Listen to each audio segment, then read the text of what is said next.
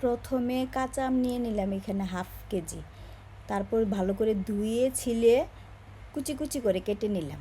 কেটে তারপর আধা কেজি আমের মধ্যে 3 কাপ 4 কাপের মতো জল দিয়ে এগুলি সিদ্ধ করে নরম করে ভালো করে ছেঁকে নিলাম।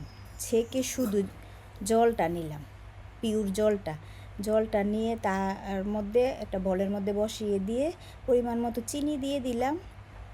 চিনি দিয়ে তার মধ্যে দিয়ে দিব ভিনিগার।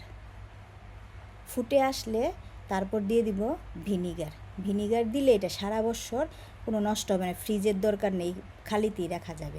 তারপর অল্প একটু ফুড কালার দিয়ে দিলাম। ফুড কালার দিয়ে ভালো করে নেড়ে চেড়ে এটা এক তার আসবে এরকম করে জাল করে নেব। নিয়ে ভালো করে নেড়ে চেড়ে নিব, নিয়ে নামিয়ে একটি কাচের জারে বুয়ুমে ঢেলে নিব।